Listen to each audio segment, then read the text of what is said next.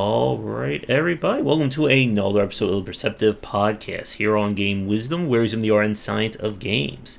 I am Josh Beiser, and for tonight, we are catching up with a developer that I've spoken to several times in the past. He is currently working on the game Buluk Mayan Warfare. So, welcome back to the cast, Traevon. How are you doing?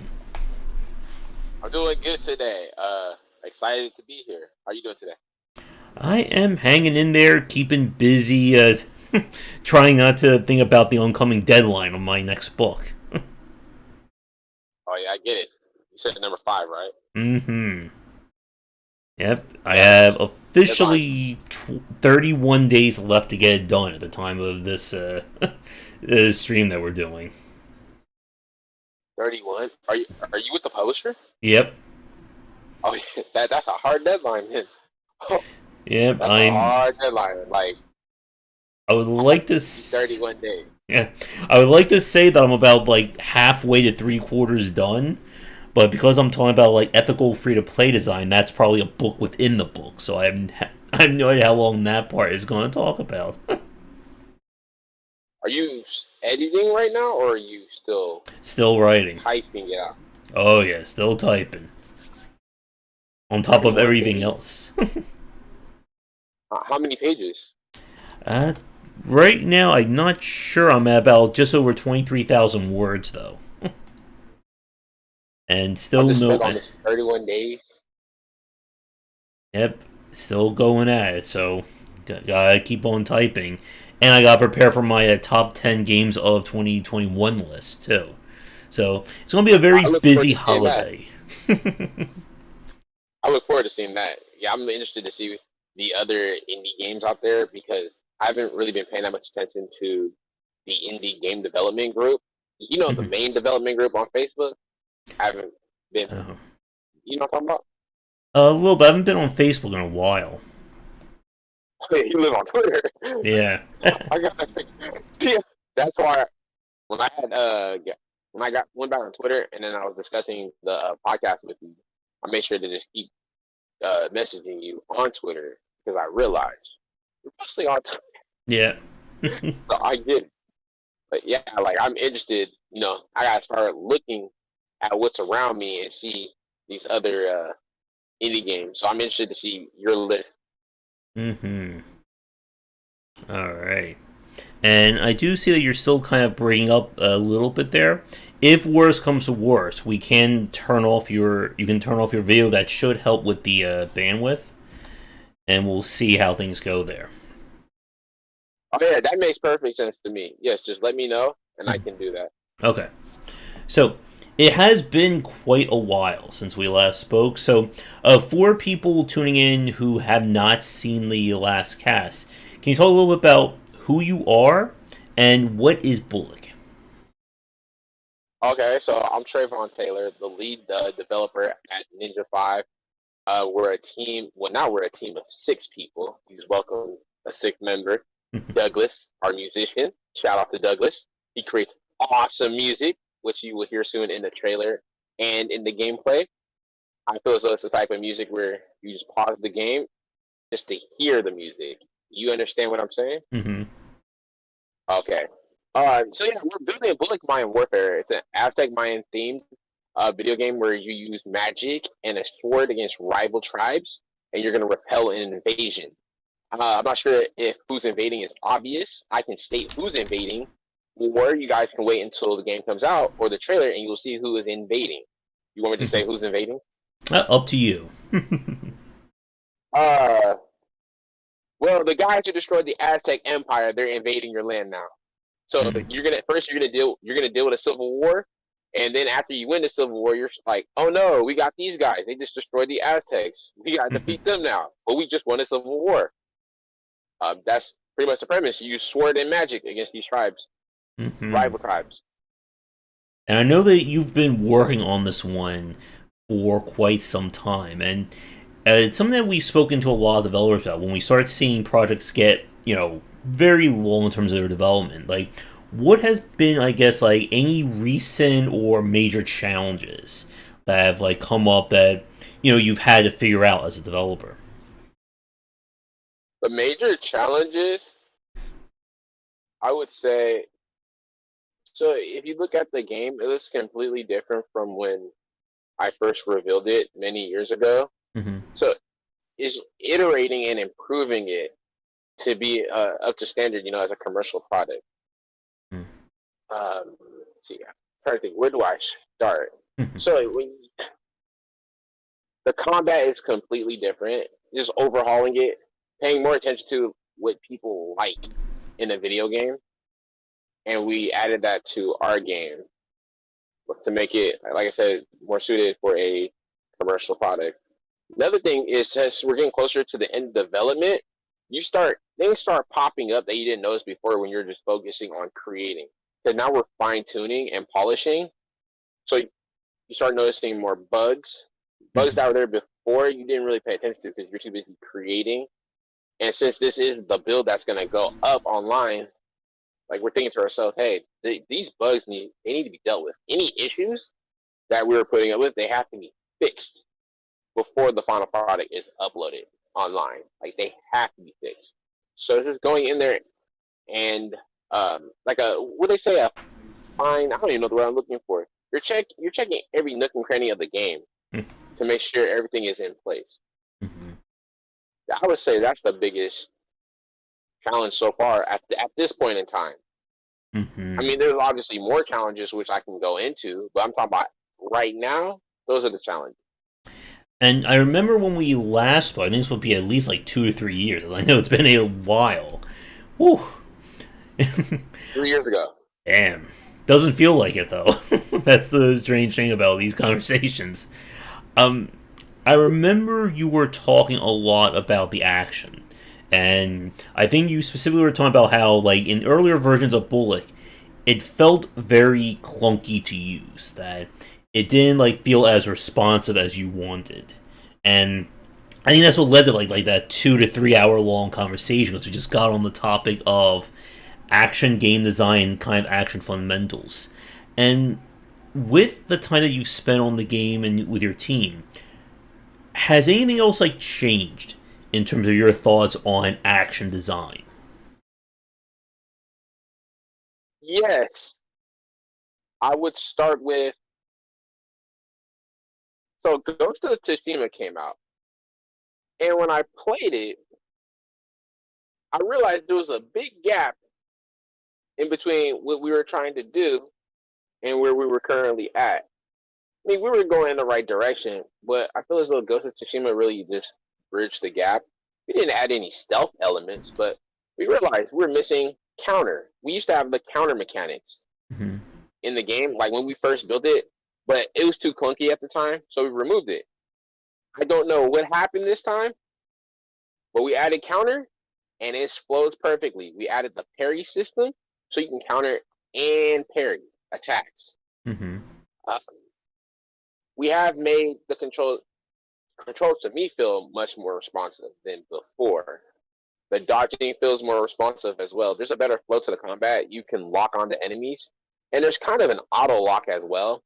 Mm-hmm. So when you swing your weapon, it does lock on automatically towards the nearest enemy. But it works even better if you use the lock on feature. The spells too.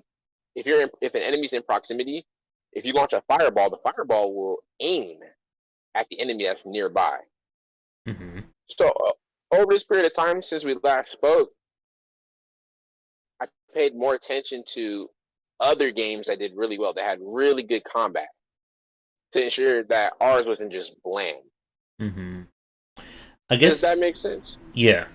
So with the game, are you able to do any kind of like animation canceling? You know, like you're about to swing the sword. If you hit the dodge button, your character will just like dodge and stuff, follow through the attack. Like, how does it flow? Like from what you've played and tested?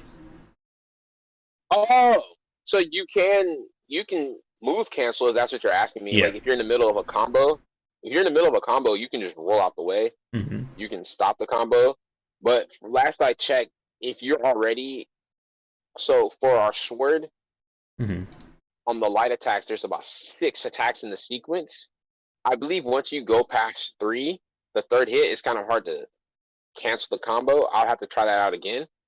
Mm-hmm. Um, lately, it's been hard to get to the sixth strike because we know we added in where if the enemy is close to dying, they will auto block you, or no, they will auto parry you. It's to stop you from spamming. Mm-hmm. So it is rather difficult unless the enemy has high health. It's rather difficult now to get to the sixth combo, which is not a bad thing. But like I said, you can also roll out into an attack. Like I said before, you can roll, Mm-hmm. you can attack and then roll.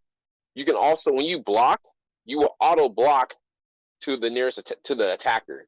So the enemy in front will attack you, and then there's an enemy that will try to flank you, and then the rest of the enemies are like in a circle Mm-hmm. to make it feel kind of like a movie, but you're not gonna feel overwhelmed. So you're only getting attacked by two enemies at once. So let's Mm-hmm. say if you're swinging at one enemy in front of you, the enemy behind you will try to attack. So you see that, you can press the block button and you will automatically turn to block that incoming hit. Mm-hmm.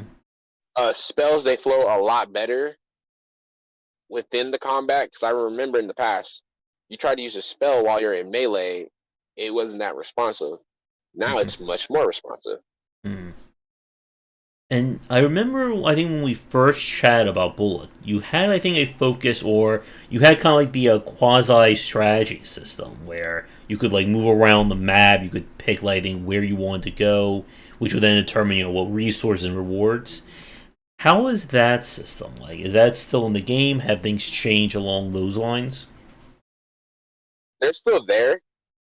So when instead of getting accumulating resources per turn on the campaign map, you just get them from within the level. So there is no reoccurring resource that you're gaining. So you find them within the level. It kind of encourages exploration. Because there's other parts of the map where it's off the pathway. So if you go and you explore, you can find these resources. So you take these resources and you construct your weapons and armor and use them for spells. Now, marketing wise, we're not. There's not that much emphasis on that. Mm-hmm. The signal thing. The signal didn't go bad or anything. It was just me thinking. So marketing wise, there's not really that much emphasis on the campaign map and the strategy element.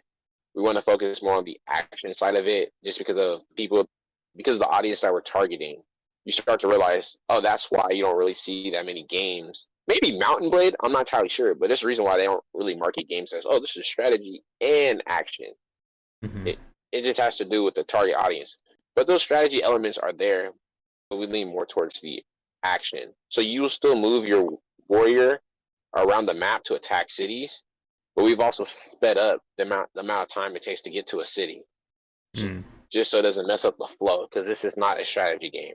Mm-hmm. We simulated an open world because there's enemy pieces that will intercept you on your way to a city, and it opens up a smaller, like an arena almost. So let's say you're on the road and you get attacked. It opens up combat sequence where you could be in a forest or something off the side of the road. I'm excited about that because that's the closest thing we have to an open world. Mm-hmm.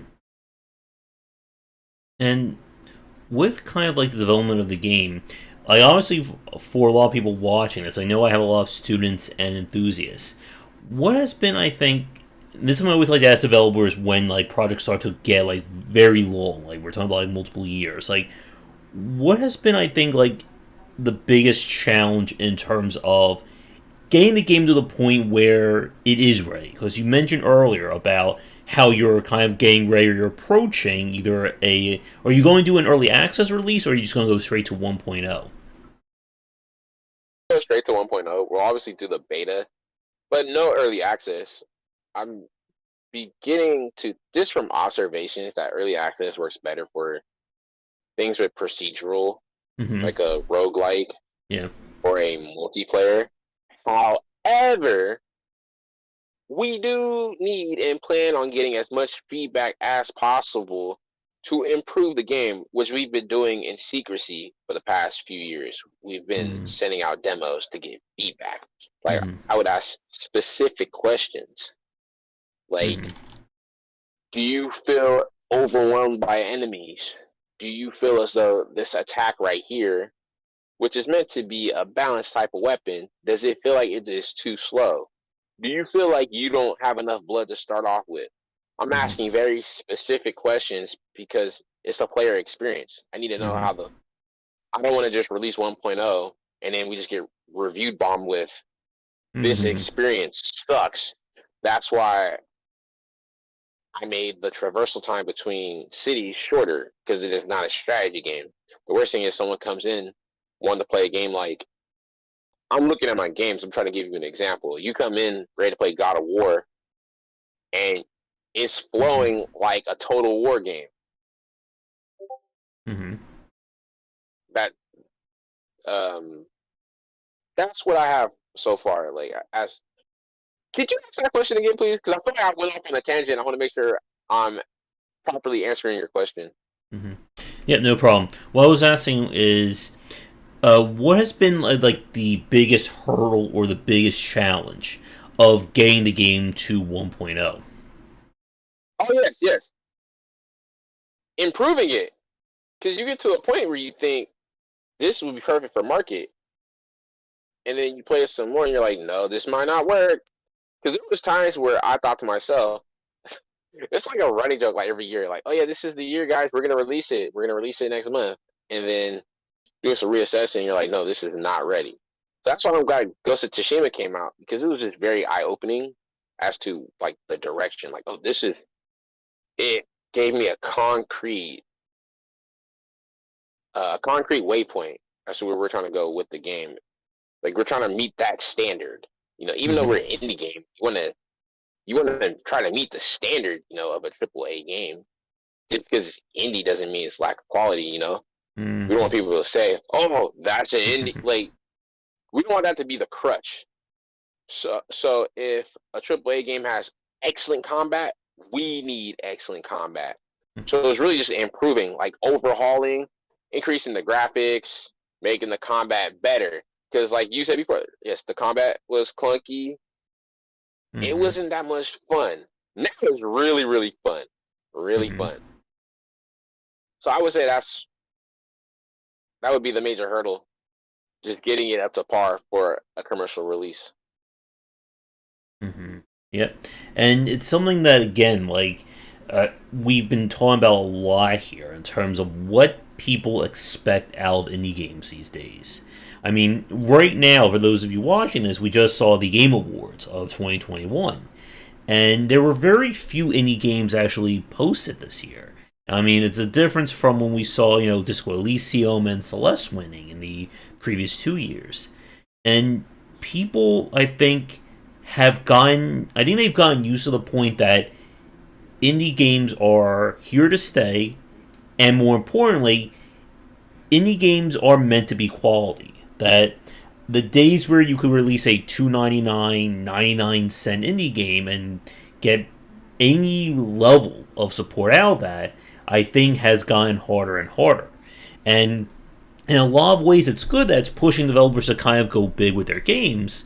But on the other hand, of course, if your game fails, you know, you just put even more money and time into something that, is just not resonating with people.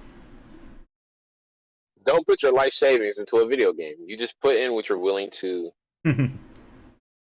lose within scope. Because I've heard stories. I don't know where I've heard this at. I don't know if there was articles or postmortems. You know, you've seen them where they say they took out that loan, that second Hmm. loan from their house, or however that works on this game. This is their last hope. And I'm thinking to myself, why would you bet your financial future? They're like, there's risks, but Hmm. you don't want to remove it's you don't want to be stranded at sea. Yeah. Well, I'll put it like that. But at the Hmm. same time, increasing the quality, make sure the quality is up to par. That's not asking too much Hmm. because it is 2021. This isn't like you said, like back in the day where you could just release something for 2.99, and because it's an indie, think maybe it was like a bubble or something. Something just happened where people now they have this expectation. Well, there's nothing wrong because these are consumers. We're dealing with consumers here. That's what I feel as though people forget that we're dealing with consumers.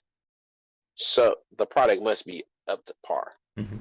And the funny thing is, when you say in the old days, that's basically 2011 or 2010. It's only 10 years. Like the old days are only 10 years now. Yes, That's when we had Unreal. See, what Unreal were we on? We were like Unreal 3. UDK was around the corner. Like you think about all the game engines that came out, all the graphical improvements. See, did we? No, we didn't even have the PS4 and Xbox One at that time. We were still heading towards the late phase of the 360 and PS3 days. This isn't the days of that movie. It was indie game. That's the Yeah. name of that movie, right? Hmm. It's not the days of that anymore. Those were good games. Don't get me wrong, or they look good to me. I've never played them, but they look good to me. Hmm. And now I And now feel. people are. Oh, go ahead. I was gonna say now I feel even older about playing Nintendo games and Sega Genesis with my steam powered TV and horse and buggy and living in a log cabin back in the ye old era. Oh yes, yeah. Like the video games have really improved since those times, since the PlayStation 1 days. They've really they've leaped. Like they've leaped. I don't know how else to say it. It's like they look like they're 100 years in the future or something. And I'm just happy to be a part of that progression and to see it. I remember going to college. Video games looked different back then, and how they look now. Like I love it. I just love how they progress. Hmm. And yet, getting your game to like 1.0 standards, that's always the difficulty, I think, for a lot of developers. Because there is that tendency to just say, I'm just going to keep adding. I'm just going to keep putting stuff in. Somebody did this really cool thing. I'm going to put that into my game. Then we add another 6 months, and then another 6 months, and then we get into like the Duke Nukem Forever era of a 10 plus year development. And the truth of the matter is that it's very hard when we see games get like 5 plus years in development. I'm talking full time 5 plus years. It's very unlikely for that game to financially succeed. Even if it turns out to be an amazing game, you're just not going to be able to recoup that cost. And you said earlier, developers taking out second mortgages and things like that. Like, everyone saw the success of Cuphead, and they heard the stories of how Studio MDHR took out a second mortgage, and they did double down, and it worked for them. But I always say that it could just as easily have gone the opposite way. That it could have failed. And then you're left without a house. Yes, they have. Trying to think, where do I even start? Because you have to assess. Well, one way to assess, you see what the market says. 'Cause I don't think the market's gonna lie. The market is like the buying habits and the willpower of the consumer. So evidently, Cuphead had this appeal to the market. So maybe I didn't know about Cuphead until it came out.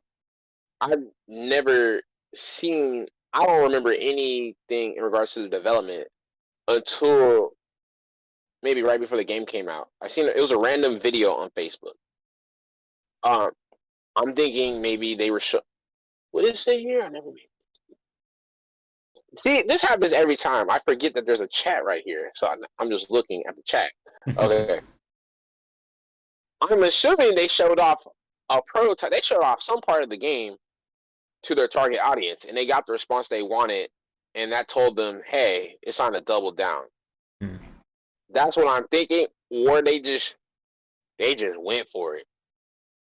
But if you can show off if you show off the prototype to your target audience, that will tell you if you're going the right direction or not. Mm-hmm. So I don't. But evidently, it worked out for them. I don't know how many copies they sold, but actually, let's Google it right now. How many copies have they sold? And while you're doing Copies that, sold. like if like the earlier into a game's development that it resonates with people, the far better chance it has of succeeding. Like if you can get somebody to go, "Oh my god, I love this game," and you have no art assets done, if it's just literally your first or second prototype, you know that doesn't guarantee success, but it certainly gives you a leg up. Because I've seen developers who are halfway, 3/4 of the way done, and they're still trying to figure out okay, what is my game? Like, who's my market? What else is this game good or bad?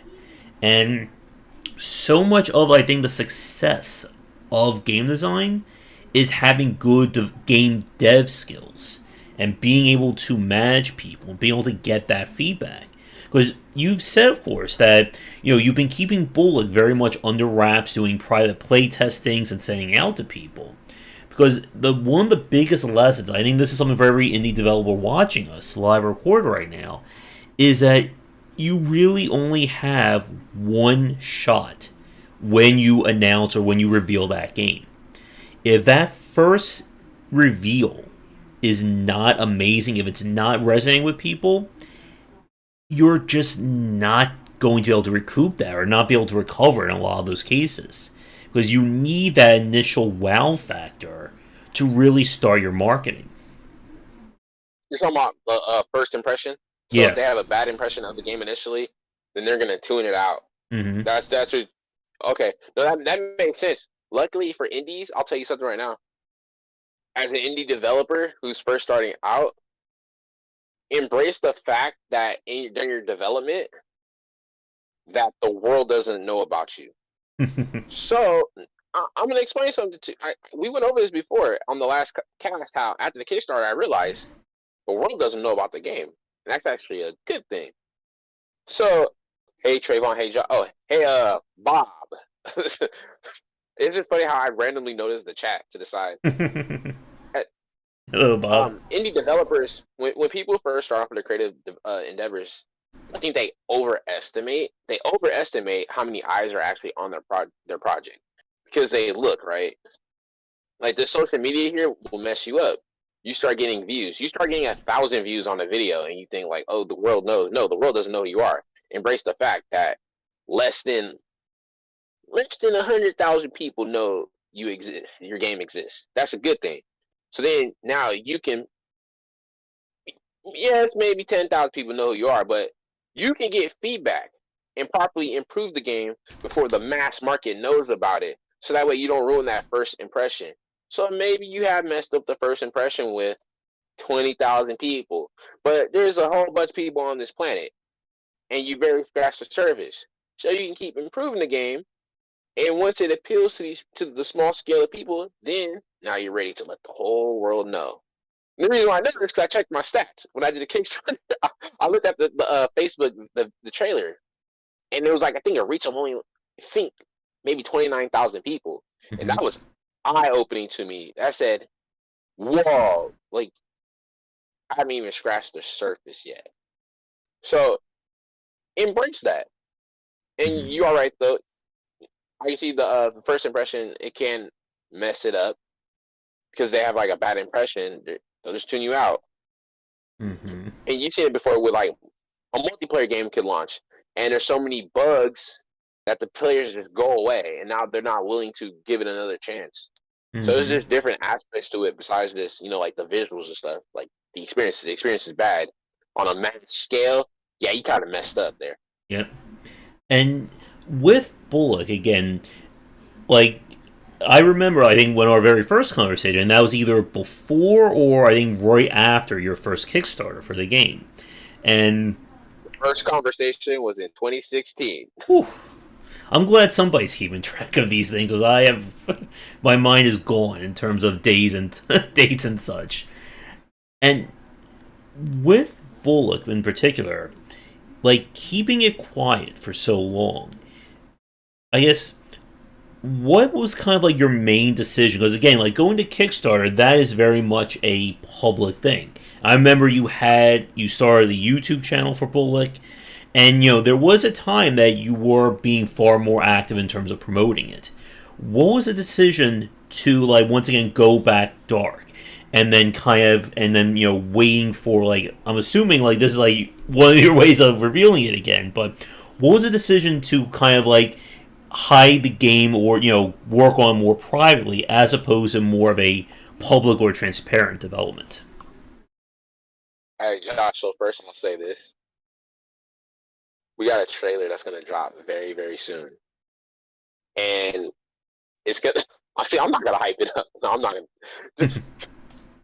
Just we ain't seen anything yet in regards to Bullock. I'll tell you that. Like those screenshots I sent you. No, I sent you video clips, right? Yeah. Um, the world has no one seen. The only people that've seen that. Only way you have seen that if you played a demo in the last two. I only sent the demo out to like 2 or 3 people because they were helping me gather footage. Or if you are a family member who I show the footage off to, or if you're a teammate. So no one really knows. Then it's you. So it's like I think I count on my hand the amount of people who see what's about to happen. But Mm-hmm. okay, to answer your question, you asked me why I went dark, right? Mm-hmm. Why? Oh, like, yes, okay. So the Kickstarter, remember I said I overestimated the amount of people that knew about the game. Like let's say I'm in a group, right, with PC gamers in another country. And the impressions, there's so many, it's like 400 likes on the video. I don't know, like maybe 10,000 views. I don't remember. But it was like over 400 likes, you know. And so the Kickstarter fails, and I was just amazed. I'm like, wait, I've been doing all this talking. Why don't I just focus the energy on improve? No, serious, improve the game. Let's improve the game. Let's not talk right now. Let's just improve the game because let's see, 2016. So that was 2 years of just heavy promoting, but not realizing that wasn't promotion. You know what I'm saying? I Mm-hmm. could post on a Facebook, right? No, Instagram. I could post on Instagram. I'm using all these hashtags, getting all these likes, but that didn't even scratch the surface. That was nothing. So I said, let's just focus right now on improving. Let's improve the product so it can be very appealing. So now when it's time to scale up, it can have that good first impression. Mm-hmm. So miraculously, it was a good thing that no one knew about the game. Why is my phone? Sorry, this is a new phone. It says turn on my. No, we're not doing that. Okay. So miraculously, less than 30,000 people knew about the game at the time because there's like a whole bunch of world. So, like I said before, I wanted to use that time to improve the appeal of the game and really nail what like the target audience, why people like the game, what games were similar. Because you noticed one when I say this game is like this. Oh, one was like Golden Axe. I've never played a Golden Axe before. Somebody just randomly said that on Reddit, and I said, hey, you know what? Let's run with that. I was always asking people, what is this game similar to? But then Ghost of Tsushima finally came out, and I started thinking. Or even after the Kickstarter, I was like, oh, okay, we got God of War, then God of War 4, stuff like that. So you just, because a lot of developers, I feel as though they can spend more time on developing. You know how you talk about, oh, we didn't spend enough time marketing. Well, yeah, you didn't spend enough time marketing, but did you make the game appealing though? So I spent all the team spent all energy making the game very appealing visually and the experience appealing.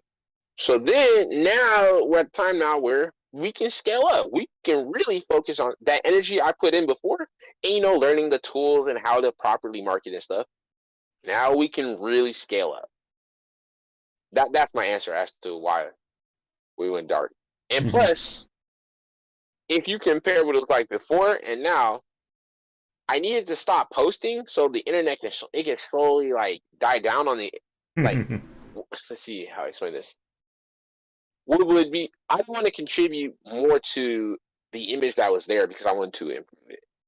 If that makes sense. Does that make sense? A little bit. Okay, a little bit. Dang. Like you Let me wanted to try to make figure out sure. better. Oh, I was gonna say like you want to make sure that people see the newer stuff as opposed to just keep on bringing up like the first footage or the first content of it. Yes, that's one way to put it. We were because I realized development wise, we need a complete overhaul. Like the basics were there, but we need to completely we need to overhaul the game to get it to a state where it was commercial ready. So Mm-hmm. all that energy, oh, this is simple. You got time, right? Instead of me using that time to post everywhere, let's use that time to develop the game and make it better. How about that? Like you Mm-hmm. have to choose, right? Finite time and resources. We're gonna devote that to making the product look better first.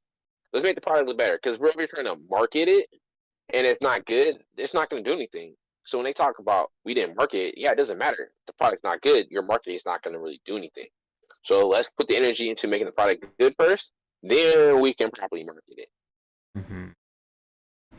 Yeah, for I'm noticing some of the inconsistencies of mine in terms of the stream. I don't know, it could be the weather around here, or could be everyone's internet could be acting up. But we'll see how things. If it gets really bad, let me know, and I'll check to see what's going on over here. Yeah. So with like again, like knowing when to show the game to people, that is one of like, I think the hardest challenges. I think about developers like Jake Burgett and Cliff Harris, who've been in the industry for, who I think combined have like 20 to 30 years in terms of releasing and putting out smaller games. And it is tough that in terms of how much you want to put out and when.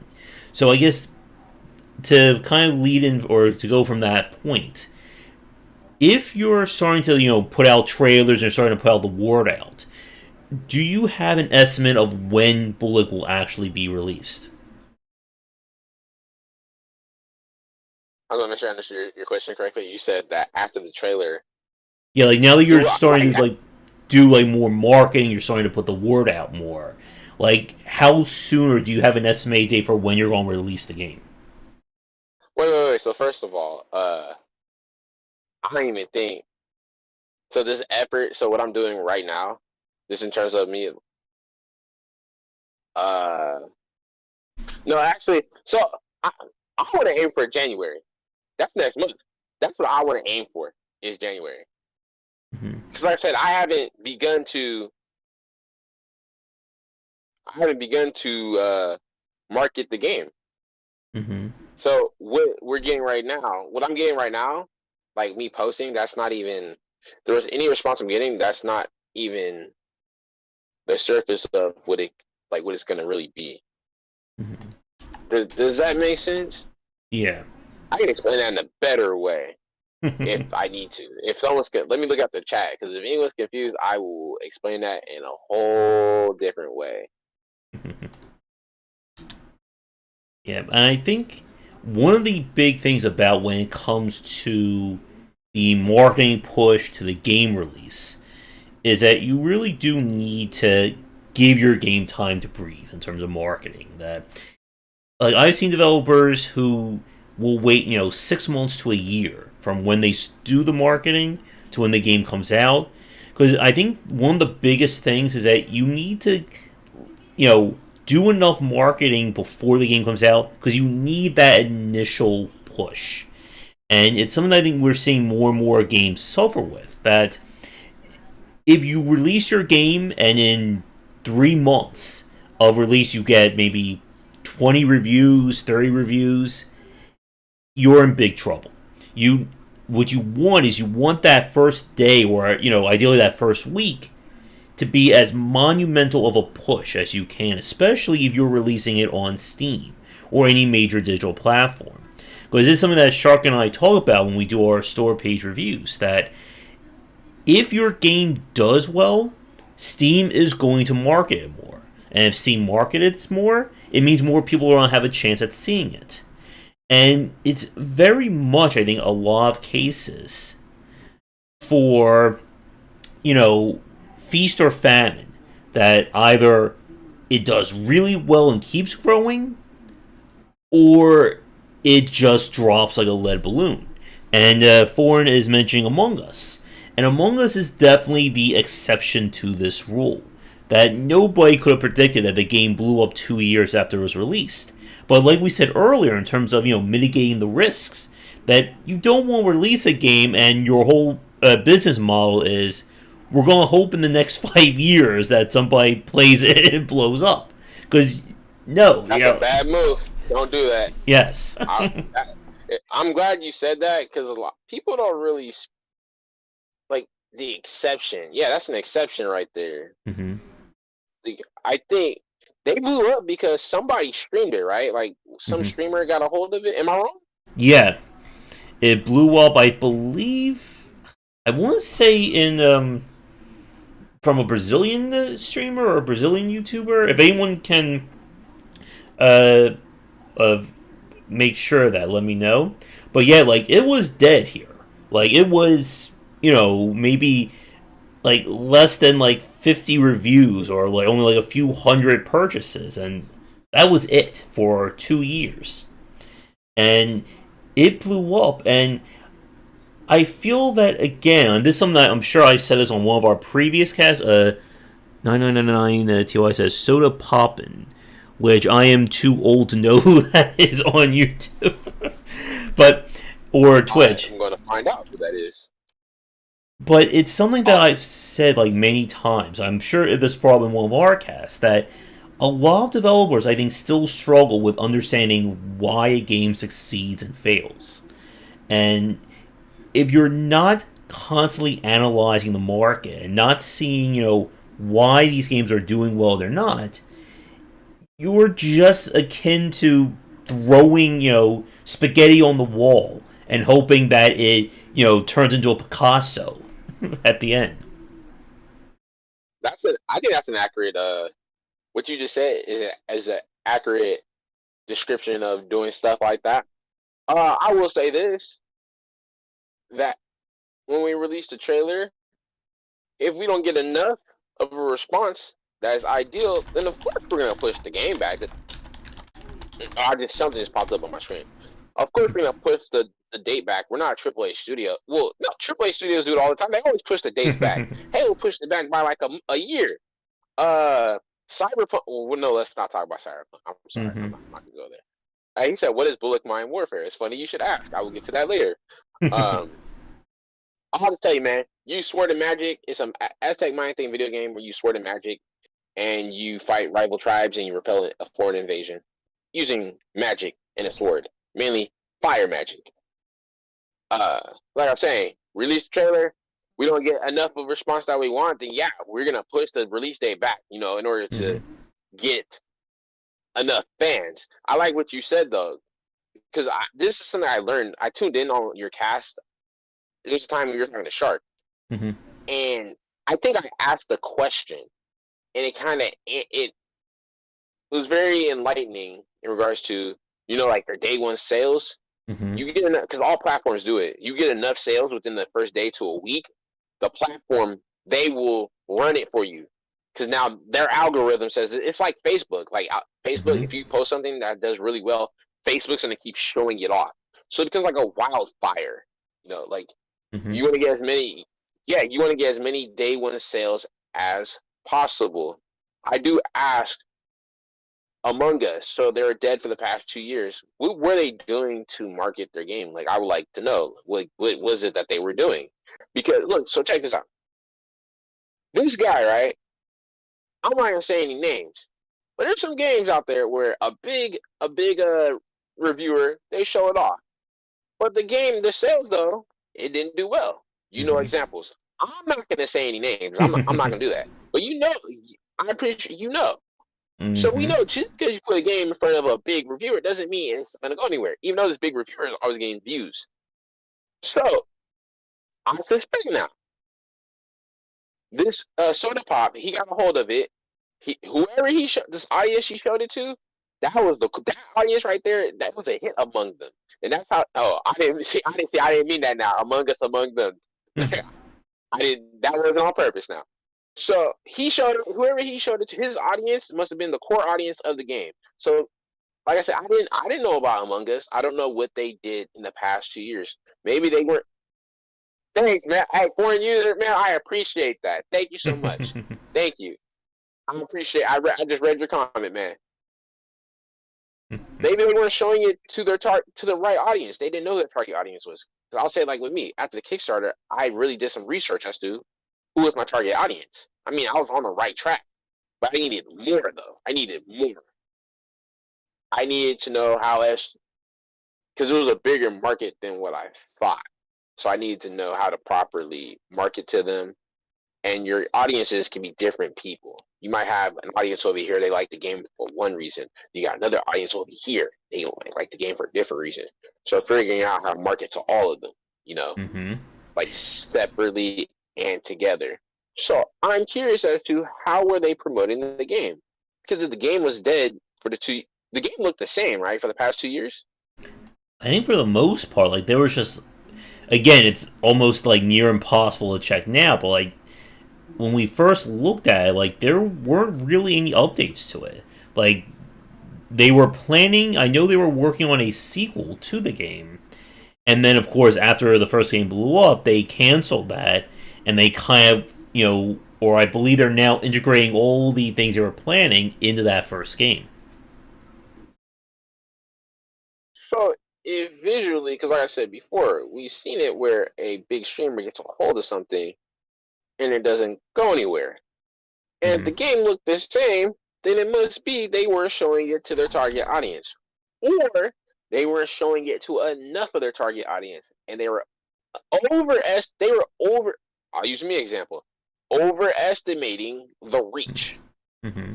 So like I said before, when I see my stats on the trailer, 29,000 people reached. Only 29,000 people. Like, wait, that's less than 100,000 people. We got all these people on this planet. No one knows about the game. Um, but yeah, ideally, if you can market 6 months in advance, that'd be awesome. Just make sure you're marketing in a constructive manner. You're not just, I'll use me an example, not Mm-hmm. just posting on Instagram with these hashtags because who's going to see it? You know what I'm saying? Like, Mm-hmm. how are you, discoverability? How are people discovering your product? That's what it is. Because you're posting so people know about you. They're gonna keep seeing it. That's not a problem. You're engaging your current fans. But discoverability though, I think people they a Mm-hmm. viral linear story based game versus a viral multiplayer game. People essentially playing through the streamer's eyes from the multiplayer games. They want to get in on the trend to play with the streamer. Yeah, and to Okay, this person that makes sense. yeah. Like if that streamer has the personality and they want in with the stream, that was a good combo. Mm-hmm. And it's kind of like the difference I feel viral. Yeah, and like to what 999 just said there, that like with a single player driven game, and this is something that we see with a lot of the kind of the YouTuber bait like horror games, that it's more about watching someone like a Markiplier or what was it, a manly badass hero, and there's a whole lot of YouTubers who play horror games. It's about watching them react to the game as opposed to you playing it.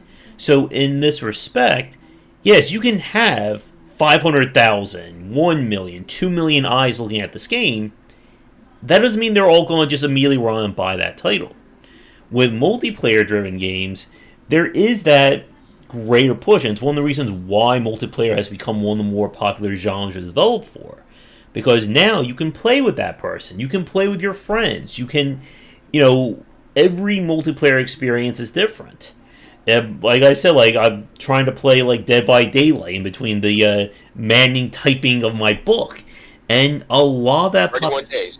yeah, and a lot of that is about being around other people, about that interaction.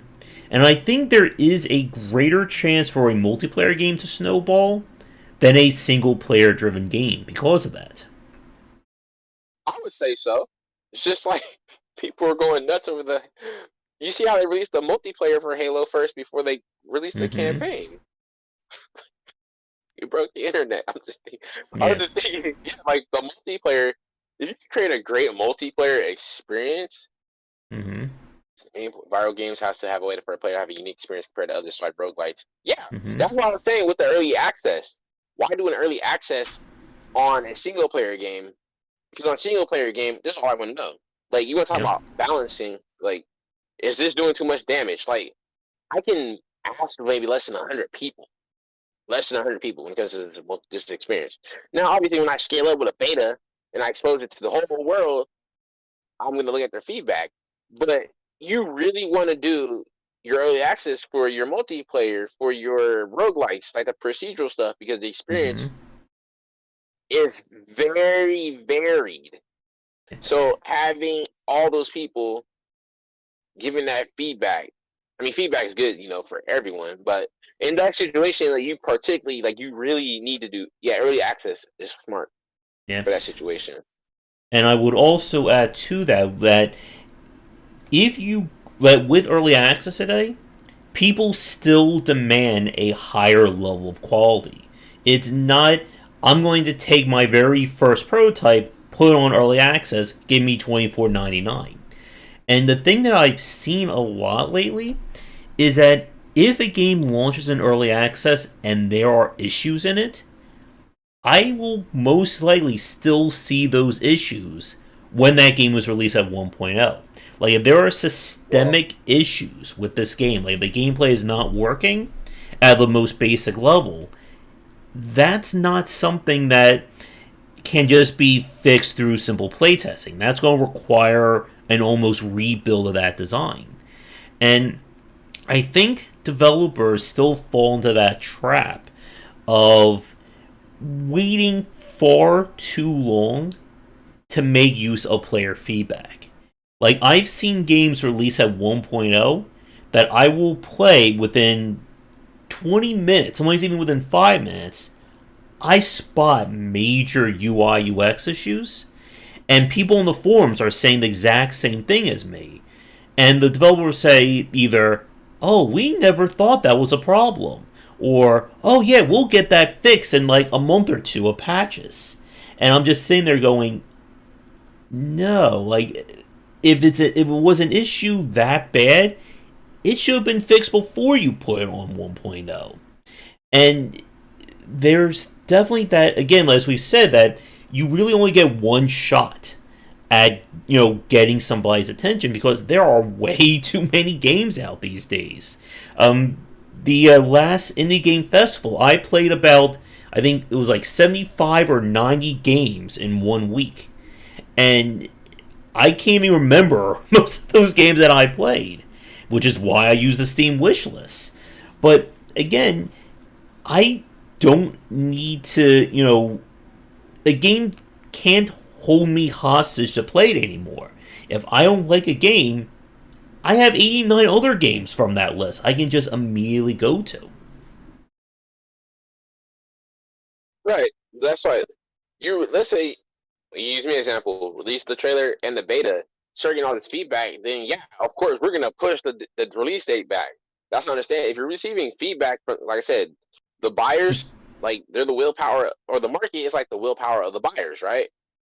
If they're Mm-hmm. giving you this feedback, then you should now there's certain things because you'll receive some feedback and it will fundamentally change the game, and it might not even be a positive change because people just give feedback. But there's feedback where you start seeing the same thing and it's messing up the experience. They're as sharp as you can get once I come by your house next week or over my website. Like, the experience. You want to make sure that if they're telling you that there's something negative about the experience, then you should fix that. We're not AAA studios. We can just push the release date back. Like, I changed the description of the game. And I'm not a AAA studio, so I can just push back the release date. We're supposed to release in 2016. We swore, well, I swore that the game was going to release in 2018. Mm-hmm. No. Then like we released 2019. Oh, we released in 2020. I'll tell you this though, we're definitely releasing 2022. After what I've seen, no, 2022. Like I told someone, the only way Mm-hmm. that this game cannot get. See, I'm not even gonna go there. It'd have to be a cataclysm, like an asteroid. Have to see. I'm not gonna go there. But my point is this though. If they're telling you something is wrong, go ahead, fix it. Just push the Mm-hmm. release date back. Now, let's say there's something really, really wrong, and it would really just mess up the game entirely. See, then that's bad, and that should have been addressed in your early phases. Because Mm-hmm. I will say this: throughout the entire development of Bullock, I've constantly been giving out demos. You have like at least 200 like players that people play this game at least. Now that's small scale in the grand scheme of things, but that's a whole lot of feedback. You get what I'm saying?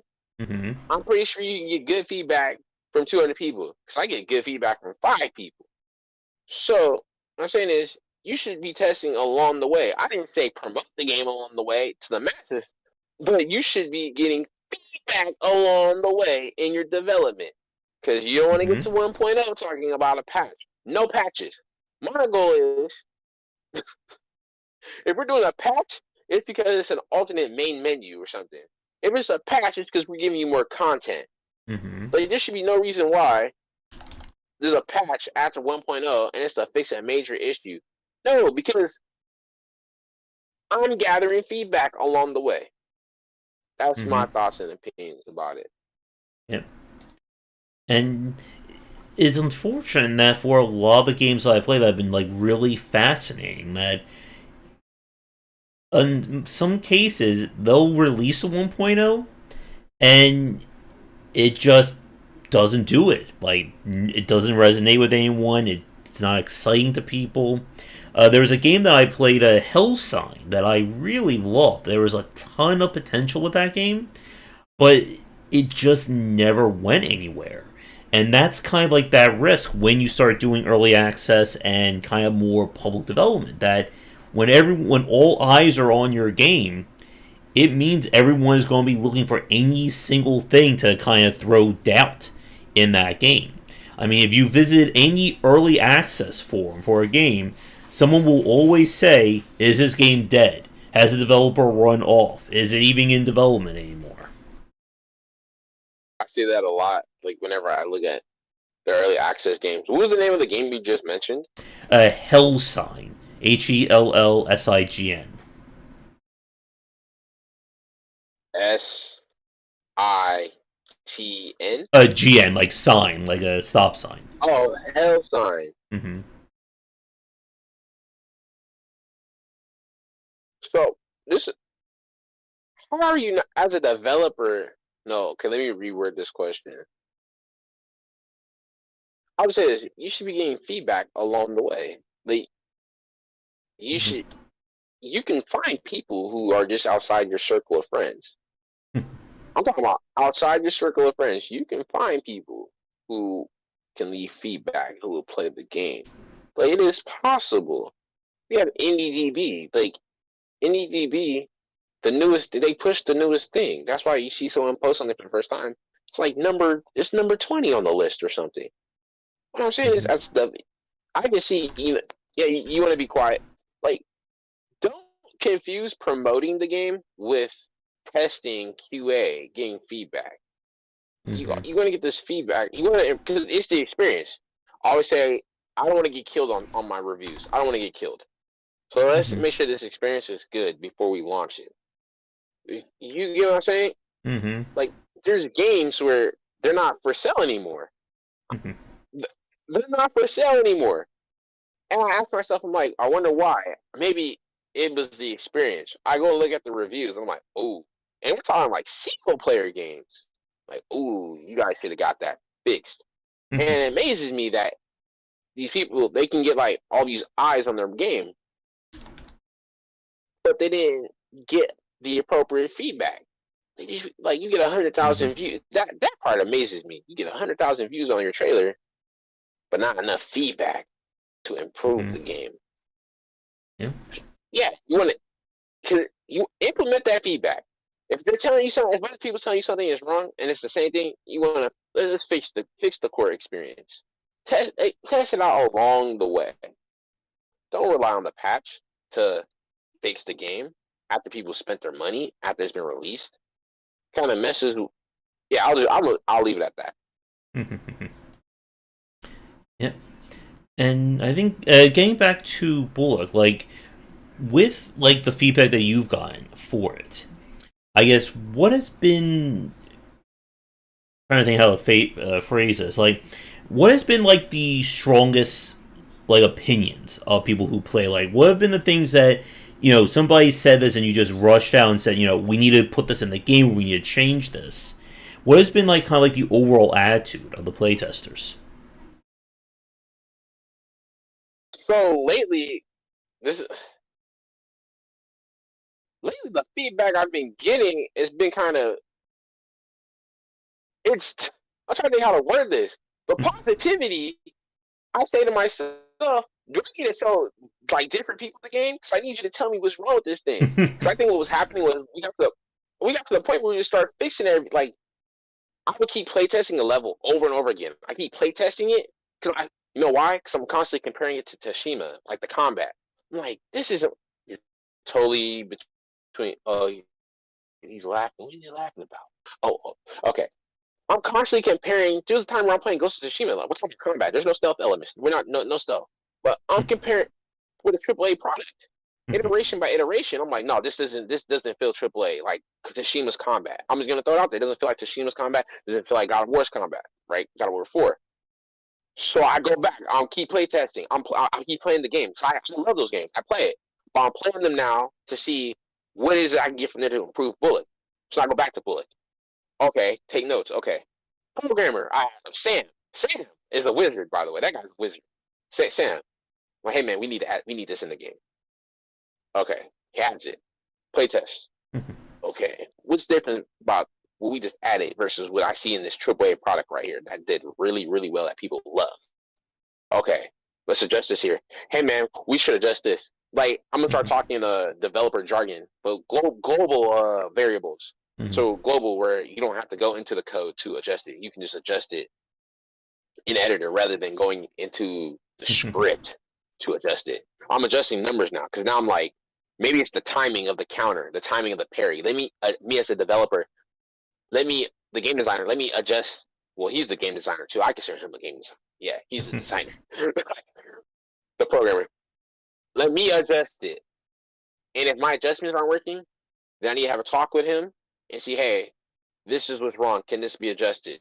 You know what I'm saying? Constant, like this feedback, like constant. That's why I say, as an independent developer, indie, just because you're indie doesn't mean that the experience, like, doesn't mean the product. There's nothing wrong with having a visually appealing product and a product that plays like it's AAA.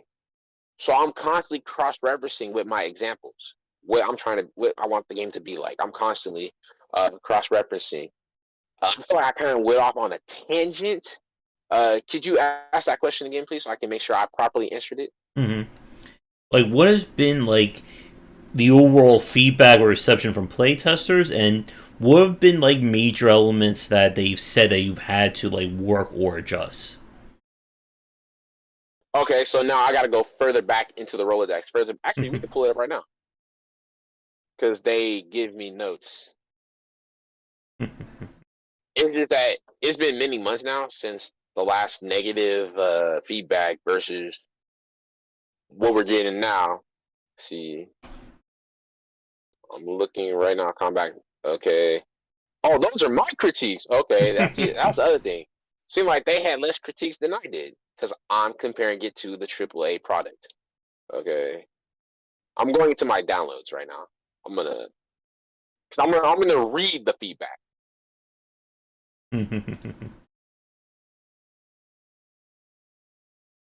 And while you're Okay, gotta go. doing that, it is always that important to make sure. I guess here's a quick question for you while you're looking at that.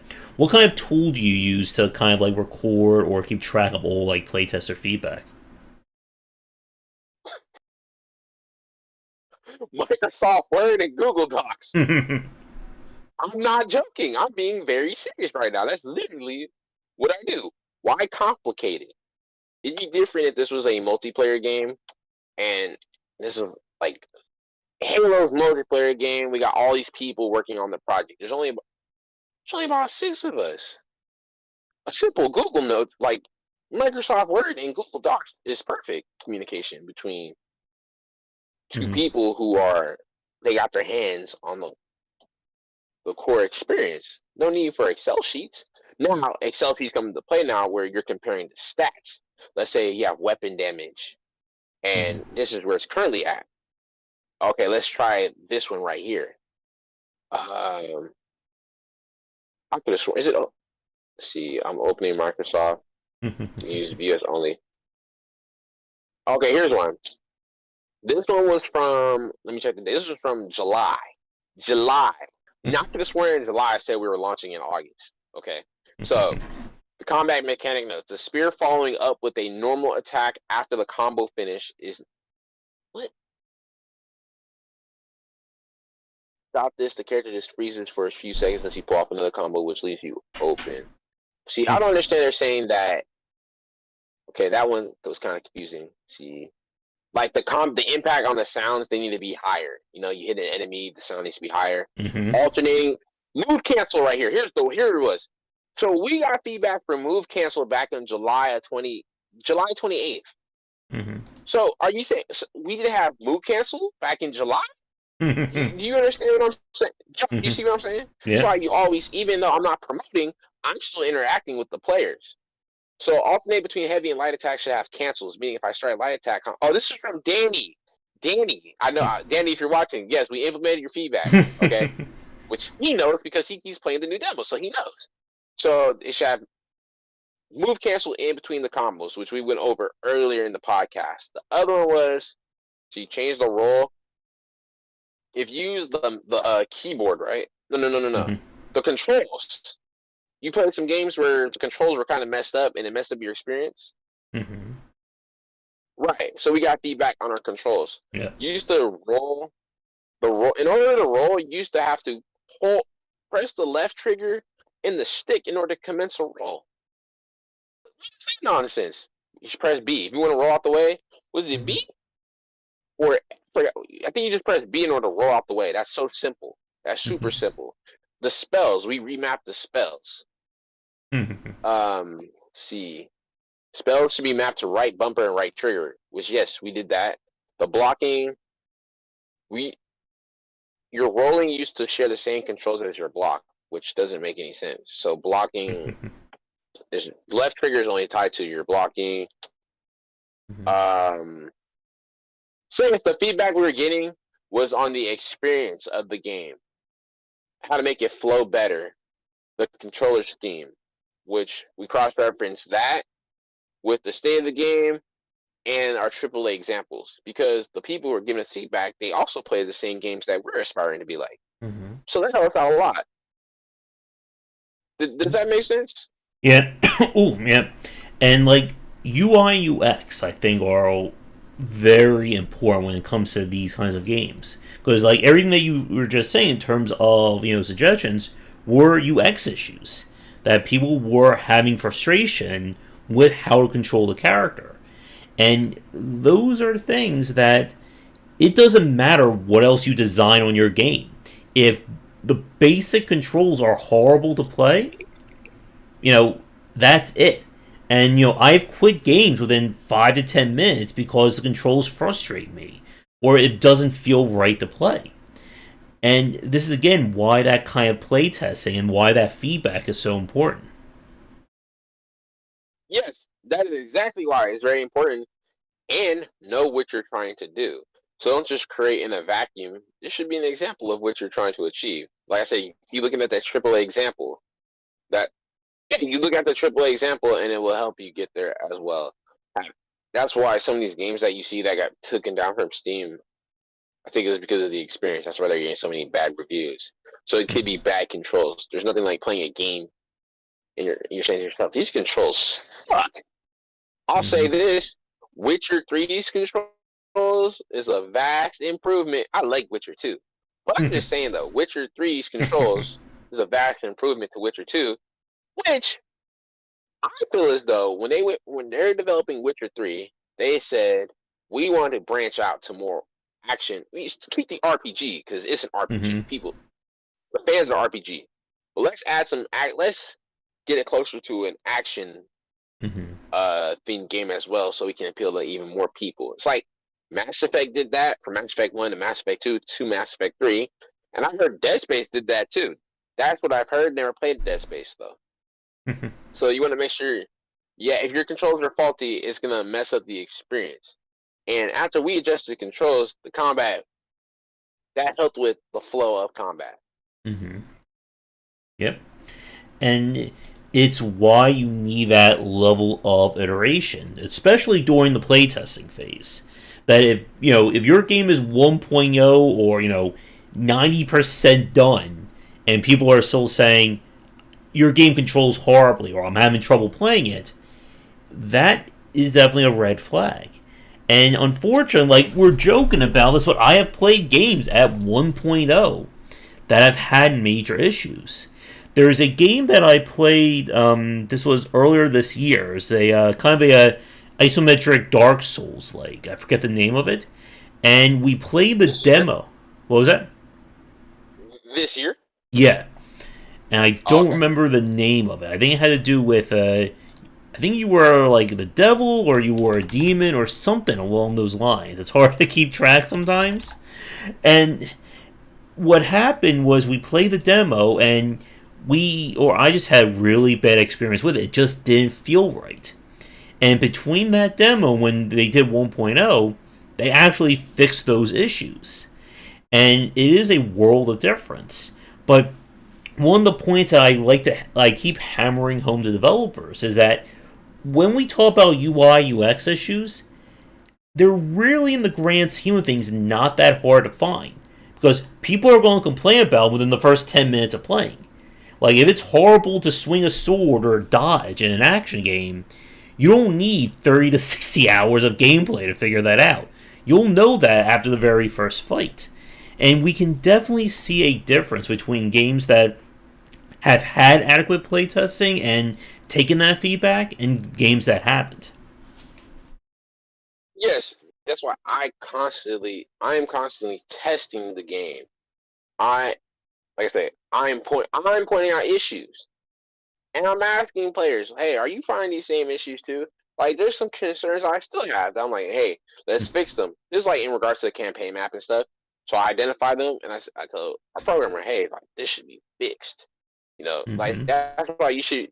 Somebody once said it was very funny because my dad asked me. He was just asking about developers playtesting their game, and I gave him an example of a game where they said, "Yeah, we didn't playtest it enough." And it was a multiplayer game. Mm. Like, whoa! Like, you need to really. Like, I played through the games. I played like last night. Last night, I'll tell you this. I was trying to gather footage for a boss fight. Right. I send Mm-hmm. the footage over to our musician to get it done. So I'm not using debug commands or anything. I'm playing through the game in order to get to the point where I can record footage of the boss fight. And I was hitting an issue. A issue. There was a bug. There was an I don't even think you I was trying to learn this difference between a bug and something that's just as simple as oh that's because that's not supposed to be there. Or you didn't put in the that's not supposed to be there. Versus oh that's Mm-hmm. an actual bug. Like you didn't set up things properly. So I keep playtesting to that part, hit the error.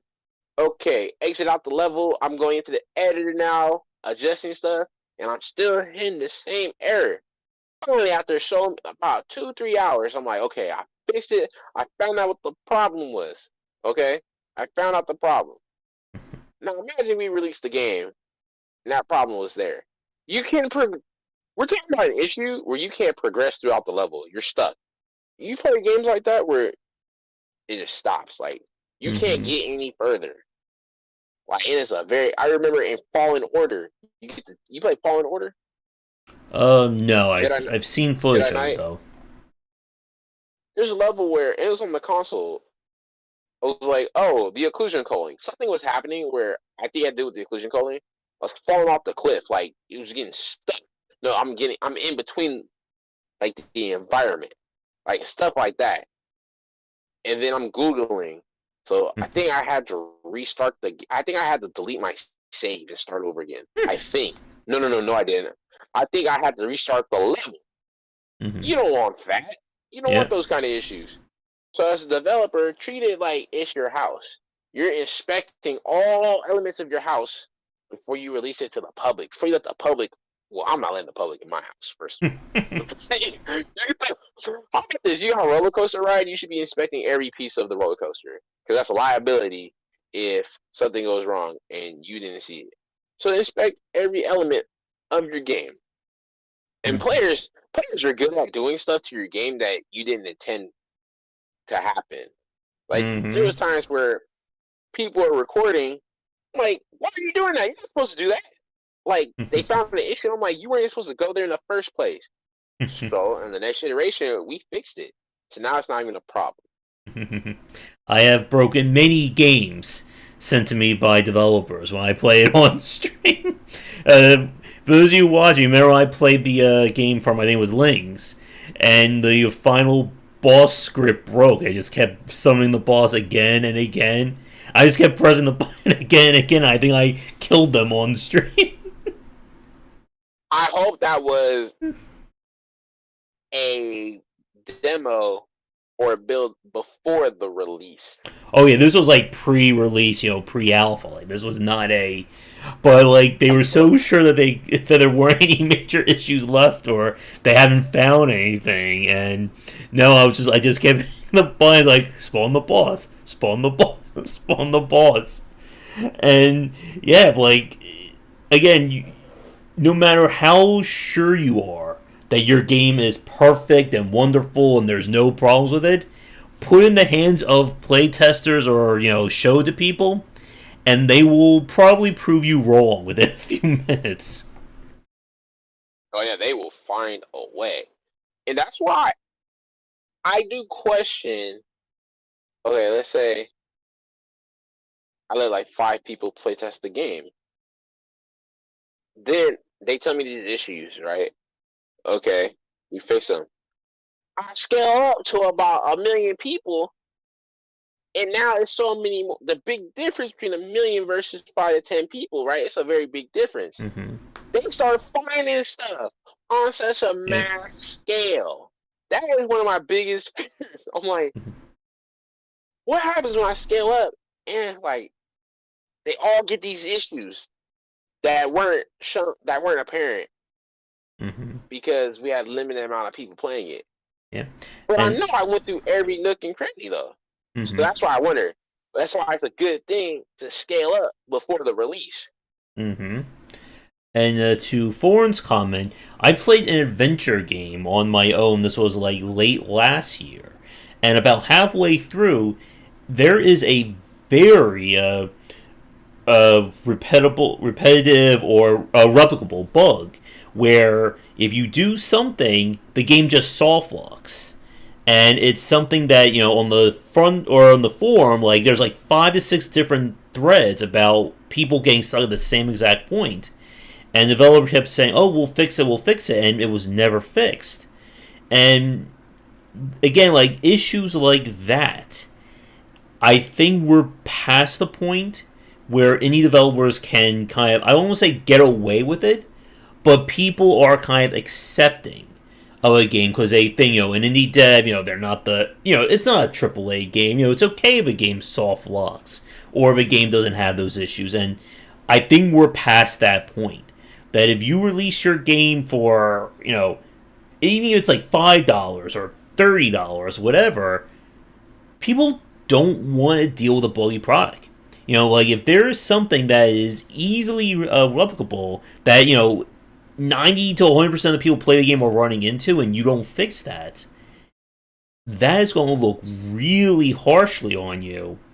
And for people who watch like the channel here, we've talked about like how studios will often fail; they will collapse after one game because they may not be able to replicate that success, or people don't trust that company anymore. If you buy a game that you play and it causes your computer to crash, are you really going to want to buy the next 2 to 3 games from that same developer? Well, No Man's Sky, they did a complete 180. Mm-hmm. And they're another exception. I don't remember what year did that game come out? Oh goodness, I don't even remember anymore. Let's see.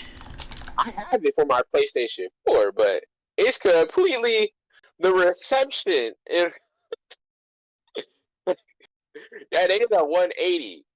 But don't release the game. Don't you don't want to be in a position where you release the game and now you're getting killed. Because I think I said before, I don't want to get killed in my reviews. I don't want to get Mm-hmm. killed in my reviews. Kill me in my demo and my trailer. When I get in the beta, kill me in the beta test, so we can get this fixed before people start spending money. Kill me in Mm-hmm. the beta test, okay? Do that, and we're good. My biggest fear, like I said, is when we get the beta test, we'll scale up, like the whole world's gonna see, okay? But Mm-hmm. they won't spend money yet, so we're good. So it's not gonna mess up my. I hope it doesn't mess up the sales. I guess in that situation, let's say hypothetically, do the beta test, we get some negative feedback, we'll fix it, and then we will show them that, hey, we fixed it. But yeah, don't multiplayer games. I know of a multiplayer game where they had a big audience, but there was bugs and the experience was messed up, and they finally fixed it months later, but the players left. Yep. And again, this is why. Oh yeah, I looked it up. No Man's Sky came out in 2016, so it's been a very long time. And this is why we say that 1.0 matters in terms of your game's design. If it comes out day one and it's bad, again, unless you do something like No Man's Sky, and that was a complete, top to bottom rebuild of that game, you're not going to convince somebody that, the horrible experience you had 6 months ago, come on back. It's all been fixed, pinky swear and all that. It's just not going to happen. And again, there are so many games being released that if I hate your multiplayer game or if I hate your action game or real time strategy, I can find another game. I can probably find a few dozen games. And it is very much a risky industry, or indie development has continued to become more and more riskier, especially if you don't know this stuff when you start designing. Oh yeah, like on Steam with the refunds. Mm-hmm. So that it like there's this game very visually appealing. It looks cool, but they have so many bad reviews and it got taken down. I'm like, wow, like that's a shame. But there was a game I who was live cast. Oh, I think a family member they see me on the podcast. Bro, like I think okay. I got it. It was like in a group chat with my family. But there was actually some indie developer months ago. I don't remember who it was. I think you know the story. I don't remember the name. Mm-hmm. Their game. Oh, because it was the 2 hour on Steam. If you play the game in a certain amount of time Mm-hmm. or less than a certain amount of time, you can get a refund. And people were beating the game under the refund time. She's kind Mm-hmm. of off topic, but this is in regards to how you said like this can mess you up your studio financially. They refunded the game because they beat it under the refund time. So Mm-hmm. there was so many refunds, and they said, "Okay, we're not doing game development anymore." Mm-hmm. So even though it wasn't necessarily a bad experience, I'm just going off of what you said. Yeah, you messed us up. Well, they Mm-hmm. didn't do anything wrong though. Like the game was just beaten under the refund time. They didn't do anything wrong. It's just how the game went. But yeah, Mm-hmm. imagine you release a game with so many bad reviews that you're forced to give refunds, Mm-hmm. and now it just messes you up. You're like, yo, we can't do another game, or you got this big audience, but so many bugs. And now they don't want to give you another chance. Now with an update, Yep. but what do? You just rebuild it into something else. You reskin the game. Yeah, so that's why constantly get the feedback, constantly inspect your work. I think people too. It's a possibility that people maybe they're so caught up in the development of the game that they don't want to play the game. I Mm-hmm. don't know. Me, I gotta know everything that's going on within the game. Like I have Mm-hmm. to know, so that way I'm not sidelined on release day. Like I'm telling you, I do not want to be killed on my reviews. No Like one does. I don't want to be killed on my reviews. So we will inspect, and like I said, we get negative feedback on this beta test. Push back the release date. January just became March. There's nothing wrong with that. This is in Mm-hmm. 2016. Like we're there, but I don't want to mess up my launch, and I'm more than happy to fix whatever needs to be fixed. That's why I'm constantly getting feedback. But I do wonder though about the gap between, like I said, 5, 10, 100 people, right? Mm-hmm. That big gap between that and a million people. What kind of feedback? What additional feedback will we be getting in between those people? That kind of worries me right there. But as long as I reach those people before the release date, don't reach them on release date. Reach them before the release date. Mm-hmm. Yep.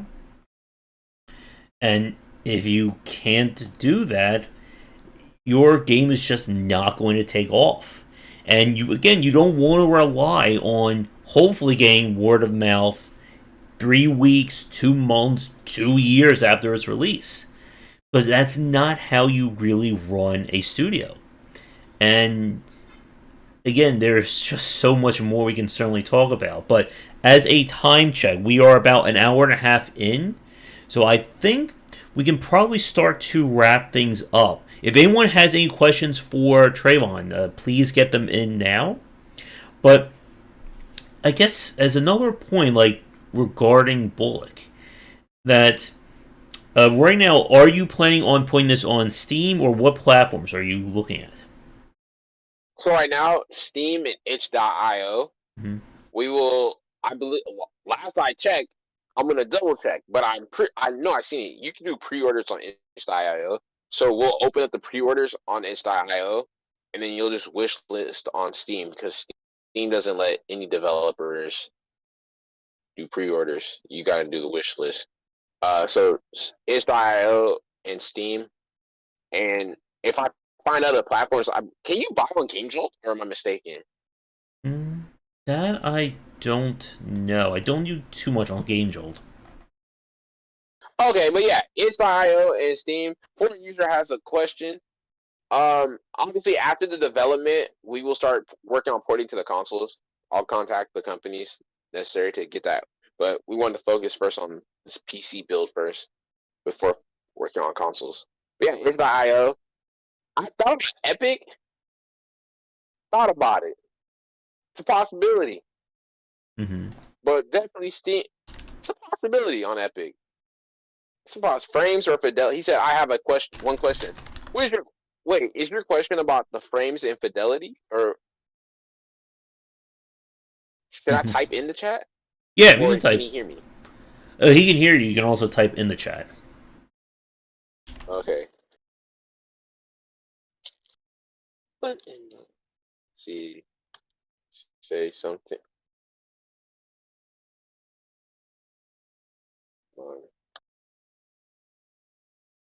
Are you asking about the frame rate and optim? Yeah, we'll go with frame rate.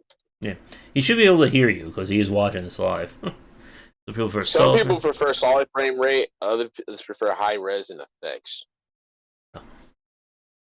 Well, I will say this: we have graphical settings,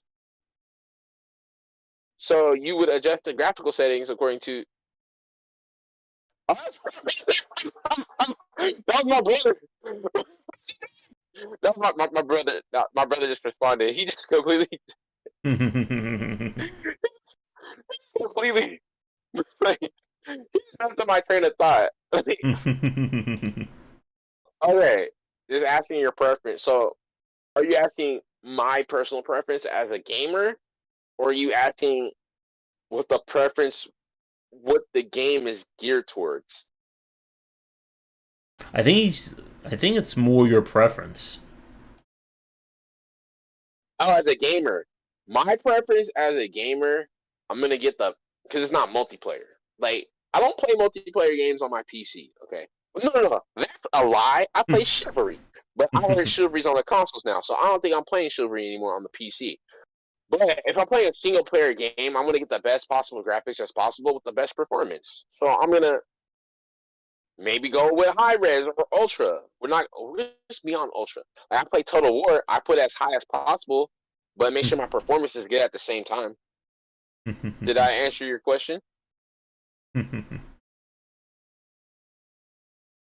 waiting on foreign user. Yes, gamer. Eh. No, I no. He said yes, gamer Okay. before I gave the explanation. So All I'm right. waiting for him to tell me if I properly answered his question or not. While we wait for that, that is funny though how my brother retracted his statement. That is funny. All he said, a guy I work with has a similar way of thinking. Yeah, you just that's like when I was playing the Old Republic on my computer. It's an internet, it's an MMO. So I want the best graphics. When I play my console game, I want the best graphics possible that I can do on this hardware. So I go and I'm like, oh hey, this is slowing me down. Let me lower it now. Now, if you're doing a multiplayer game, yeah, I guess you're gonna have to. You want performance on your multiplayer game. Like if it's super competitive, I've heard stories of people. I don't know if it's real, but they put it on like the lowest resolution possible. The trees don't render out, Oh yeah. so the everyone. I don't know if that's real, but I'm like, oh, that makes sense. Why did you think of that? Why did you choose your theme for your game? Is there a reason behind the Mayan thing? Oh, yes, yes. Okay. Where do I even start? Hold on. Let me add a new phone. Make sure. Man, I like how this phone, the battery slowly loses power. That was a good idea. Okay, is there a reason behind the Mayan thing? Oh, and people used to play old school Counter Strike on 4. Okay, okay. For 99 TY, why? Also, what is the game inspired by or influenced by? Okay, these are all good questions. I have the highest frames. Oh, okay, okay. No, I'm gonna stay on track. The reason why I chose this theme for the game is because I noticed that there wasn't that many games that focused on ancient Mexico. Well, I actually had a discussion with someone who they have a graphic novel that takes place during the time of the Aztec Empire, and I said, "Why are we saying ancient if it was like about 500 years ago?" Uh, but you don't really see that much in video games that takes place in Mexico before, like pre-Columbian Mexico, pre-Columbian North America. I was inspired by the architecture, like finding out that the architecture actually had color to it. That's when I found out all the temples around the world they were painted. Like what you see now in temples, that's just the paint fading away, like how paint fades. Like I didn't notice that. I'm answering this question. I didn't know that until 2013, 2012. So it's very inspiring. I like the colors that's used. Just no one really did a game in that setting. They had like Total War. They had their expansion, but there wasn't really a dedicated single player experience that took place in that world until maybe recently. And I started doing a lot of research because I like history, and it really just caught my attention. Uh, Made it easy to work on the game every day because I like that setting. And what is the game inspired by and influenced by? Originally, now I'm gonna be honest. Originally, I would say Fable 2 and 3. Originally, like the combat, Sword and Magic, right? Sword and Magic, but it was combat oriented. And also at the time, there wasn't any games I knew of that let you do. I'm answering 99's question. There wasn't any games I knew of that let you do strategy and action. I wanted a game that was like Total War almost, but then you actually go in and you fight the actual battles. Like I think Mountain Blade does that though. So that was my whole big emphasis. One of my unique selling points was strategy and action, but that's not a unique selling point anymore. You still have a campaign map, but we don't really talk about that much. You'll see footage of it. So I want a game you manage your empire, you go in there and you tear up a city. Okay. The other thing that influenced the game would be maybe Force Unleashed, Sword and Magic. That's what influenced it. But the game leans more towards action. Did I properly answer your question, 99 TY? I'm not using fire magic in video games. I love fire magic. Something about fire magic, just using it. Man, you're on a battlefield. And you're like, imagine the horror in the enemy's eyes, and you just start unleashing fire magic. You're like, whoa, like imagine it's medieval times and they bust out a flamethrower. Like, cool, cool. He said I answered this question. Are there any more questions? Yeah, we'll see.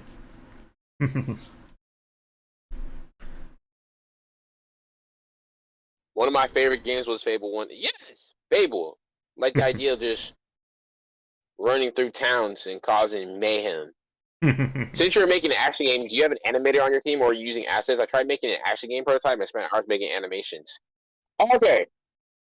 Yes, we have an animator. We had two animators. But we have one animator now. Jeff. Our last animator, this guy had the our first animator had the audacity to go you know what's in it? Is it who did Elder Scrolls? This guy's working on our first animator. He like what the heck? Radical. That's radical. This guy has the audacity to work on Elder Scrolls now. I say that in a sarcastic tone. Like that is so awesome. He's working on Elder Scrolls now. Nice. Elder Scrolls. What the heck with this guy? Okay. So we have an animator. We build a lot of assets from the ground up. As a game developer, though, especially if you're indie, don't be afraid to use pre-existing assets. Like there were some trees. I noticed that there was trees that were already optimized for games. I just wouldn't use them. They fit well with this game style. Obviously, building structures built from the ground up, textures built from the ground up. My textures, they're built from the ground up. I used the D-Do and 3Do and Photoshop. The spells. We use the asset pack. Yeah, it's Unity. We use an asset pack for our spells. I don't know if you're gonna notice. This isn't an asset flip. I check my battery percentage. Okay, cool. We're good. This isn't an asset flip game, by the way. No, you can't tell. Like, it's not. Thing was built from the ground up. But I'm not gonna spend all this time with a particle system. So we use the spell particles. Let's see. There was some animations that we used from animation pack as well. Because like I said, so we have an animator for custom animations. But there's other animations though, where if we're limited on time, I'm not gonna sit here and tell Jeff, hey, make these animations over here. No, when we have an asset pack that's just as good as the animations he creates. So he does our custom animations. Let's see, I tried making an action game prototype, I spent hours making animations. So let's see, you need advice on how to take Unity. I know a lot of Unity games get a bad rep for being an asset flip. Let's see, hold on. He said, I'm not going to spend all the time on a particle. Yes, I'm not going to spend all the time on a particle system. I am sorry. When there's much cooler, spells look cool. Josh, you seen that video of the tidal wave spell being used? The Buluk one? Yeah, the one on the Google Drive. No, I've not had a chance. Okay, it's all good. Don't worry about it. All I'm trying to say, that is a great way to exit any argument. Yes, why am I spending time on a particle system? That's actually, big studios do that too. They're not going to build their particles from the ground up. As a solo dev, it would take years. So we leverage the resources we have. What is the animation style you're going for? Wavy animations are fast like Ninja Gaiden or Japanese action games. See, now this is where I'm about to get confused. The animation style we're going for, maybe it's a combination of both. This isn't like Dynasty Warriors. No disrespect to Dynasty Warriors. This also isn't Dark Souls. In the middle. Maybe Ghost of Tsushima. Or God of War 4.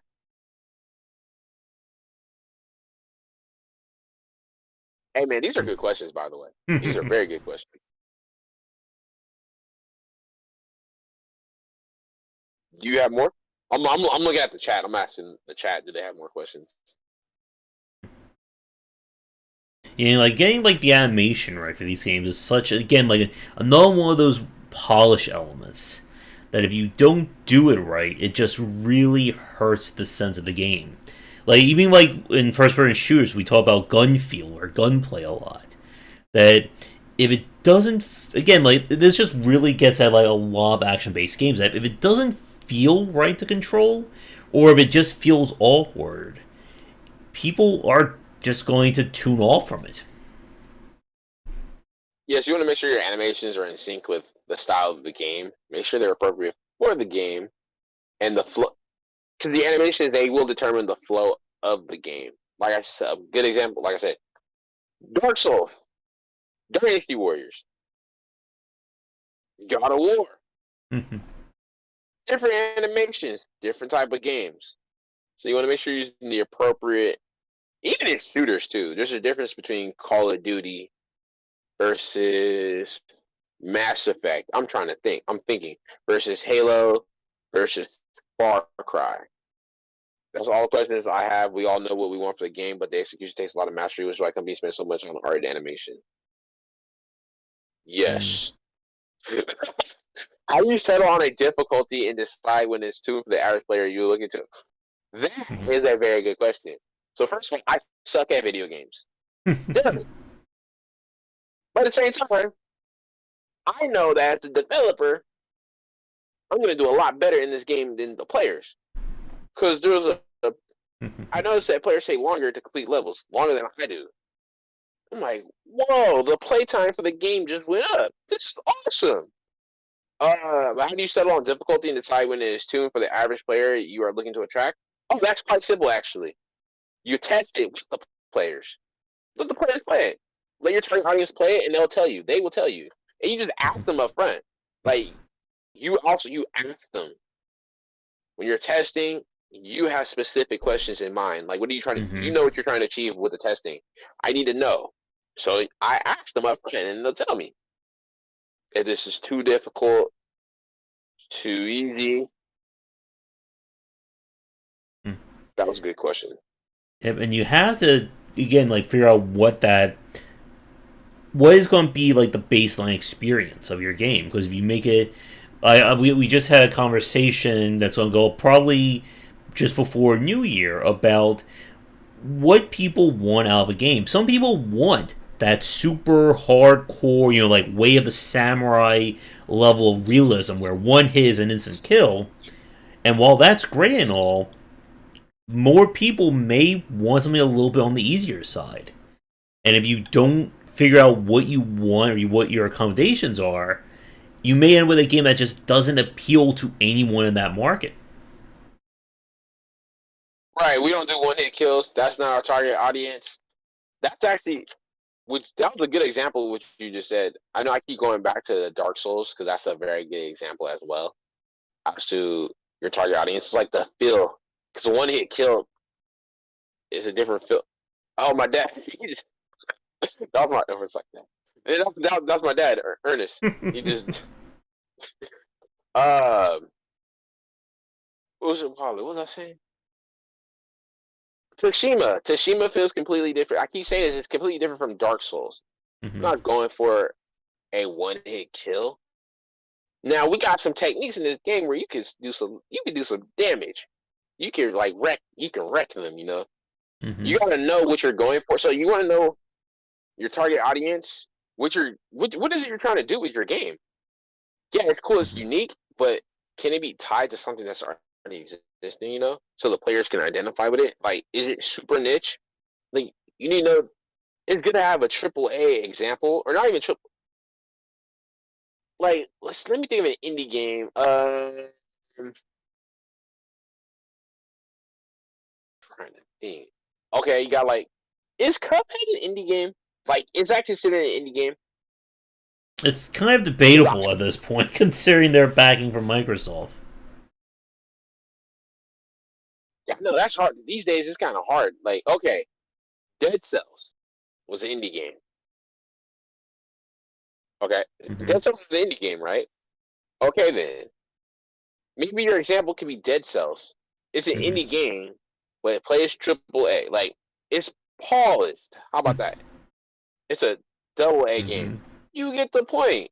Just because, and Josh, you were saying this earlier, like, we're at the point now where we're not just accepting low quality because it's indie game. Your indie game should be high quality. So if you're Mm-hmm. trying to do a roguelike, look at Dead Cells. Try to compare. That's what I was saying. I was constantly going back and forth between God of War and Tashima. That's how I was Mm-hmm. able to adjust the game to make it better rather than just being in this vacuum. Yep.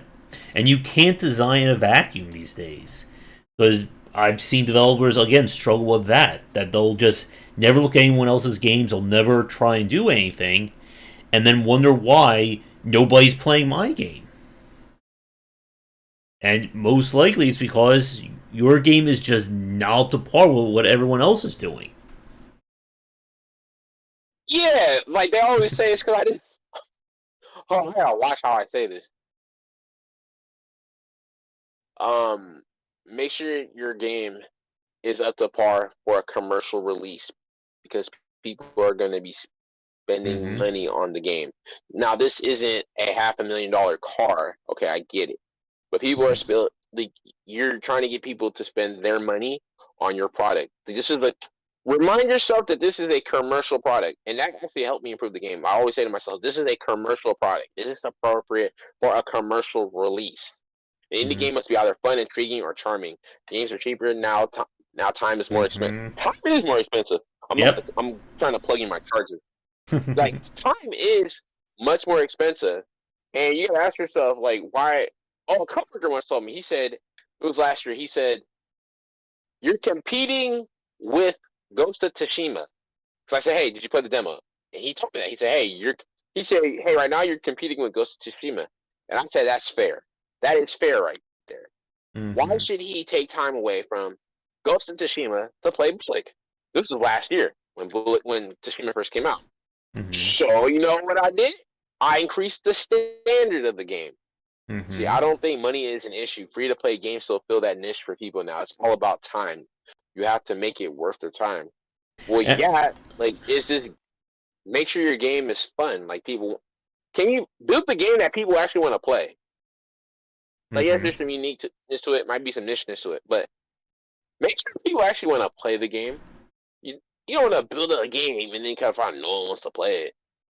Mm-hmm. I'm gonna leave it at that. I'm not Yep. gonna go into examples. Let's see, Yep. And Matthew. Hello there.